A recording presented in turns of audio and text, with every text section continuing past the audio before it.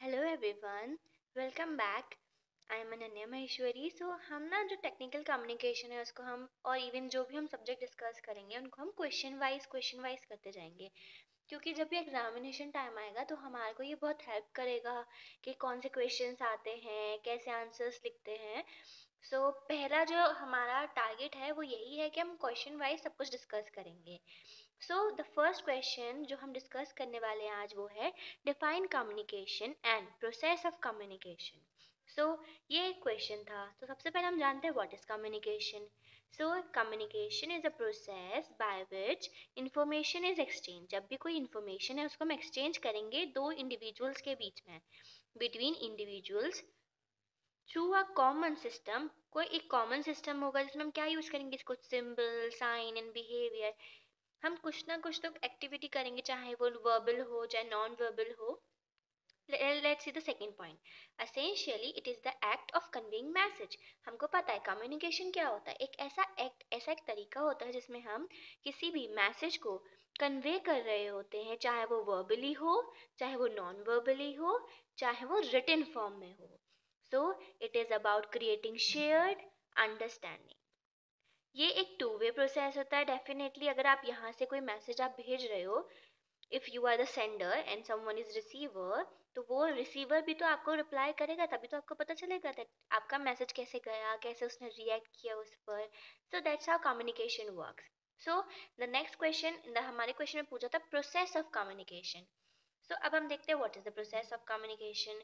So here the communication process involves several key components that ensures effective message transmission. जो communication process होता है इसमें बहुत सारे हमारे पास स्टेप्स आएंगे, उनको हम एक बार देखते हैं। सबसे पहला होता है सेंडर। सेंडर कौन होता है? वो सोर्स है, वो पर्टिकुलर पर्सन है जहां से हम मैसेज को सेंड कर रहे हैं। द पर्सन और एंटिटी दैट ओरिजिनेट और सेंड्स द मैसेज। तो ये वो पर्सन है या वो इंसान है जो ओरिजिनेट करेगा और एक मैसेज को सेंड करेगा। जैसे कि एग्जाम्पल से हम समझेंगे, a teacher explaining a topic to the student. एक टीचर है वो अपने स्टूडेंट्स को टॉपिक समझा रहा है, तो वो कौन हुआ? सेंडर हुआ, वो सोर्स हुआ। नेक्स्ट है हमारा एनकोडिंग।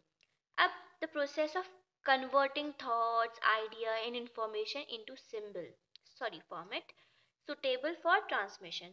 एक ऐसा प्रोसेस होता है जिसमें हम कन्वर्ट करते हैं जो भी हमारा थॉट है, हमारी आइडिया है, जो भी हमारी इंफॉर्मेशन है, हम उसको एक सूटेबल फॉर्म में कन्वर्ट करेंगे जिससे वो ट्रांसमिट कर पाएगा। जैसे कि इसमें हम क्या क्या यूज करेंगे, हो सकता है हम वर्ड्स का इस्तेमाल करें, सिंबल का इस्तेमाल करें, गेस्टर्स का इस्तेमाल करें। इसका एग्जाम्पल देखते हैं, a speaker forming sentence to express their thought. अब एक स्पीकर होता है, जो भी स्पीकर कौन होता है? जो कोई भी चीज बोलने वाला होगा, वो क्या करेगा? पहले कुछ अपने दिमाग में वो सेंटेंस को फॉर्म करेगा, वो उसका एनकोडिंग प्रोसेस हो जाएगा।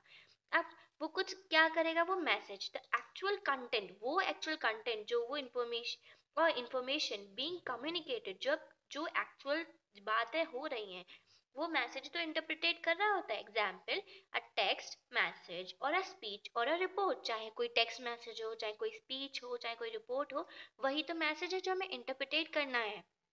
सो द नेक्स्ट वन, तो अब आता है channel, the medium through which the message is transmitted. Channel एक ऐसा मीडियम होता है जिससे हमारा मैसेज ट्रांसमिट हो पा रहा है, चाहे वो फेस टू फेस कन्वर्जेशन में हो, चाहे ईमेल हो, चाहे फोन कॉल्स पे आप मैसेज को ट्रांसमिट कर रहे हो। जैसे कि एक वीडियो कॉल है, मानो एक बिजनेस मीटिंग चल रही है, वीडियो कॉल्स पे इतनी सारी मीटिंग चलती हैं आजकल, तो वो एक चैनल की तरह बिहेव करता है। फिर आता है एक रिसीवर। रिसीवर कौन है? जिसको हम वो सेंडर ऑब्वियसली एक रिसीवर को मैसेज भेज रहा है, तो रिसीवर एक पर्सन हो सकता है, ग्रुप ऑफ पर्सन हो सकता है, जो उस मैसेज को रिसीव करेगा और उसको इंटरप्रिटेट करेगा इस मैसेज को। जैसे कि जो स्टूडेंट्स हैं जो लेक्चर को सुन रहे हैं, वो सब क्या हो गए? रिसीवर्स हो गए।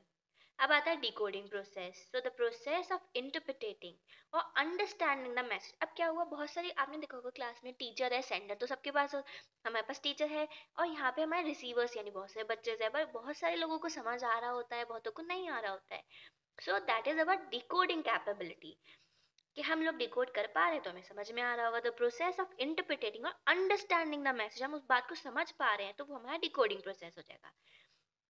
The uh reader understand the meaning of written article. एक रीडर है वो तभी तो समझेगा क्या रिटन आर्टिकल है।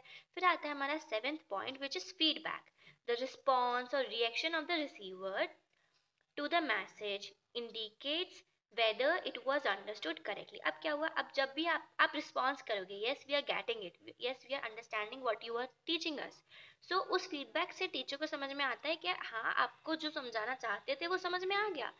A student asking a question after a lecture, अब क्या होगा, अब जब एक स्टूडेंट है वो क्वेश्चन पूछेगा एट दी एंड, तो हमें समझ में आएगा कि डेफिनेटली उसको कुछ समझ आया, तभी तो डाउट अराइजेज होंगे.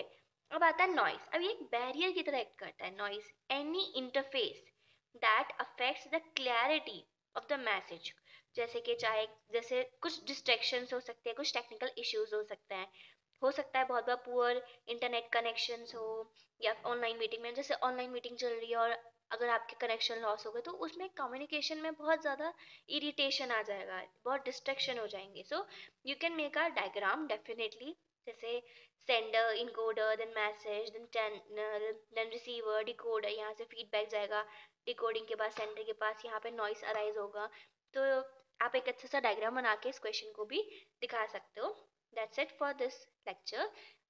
नेक्स्ट मैं नेक्स्ट क्वेश्चन पढ़ाऊंगी. Let me know if you have any doubt.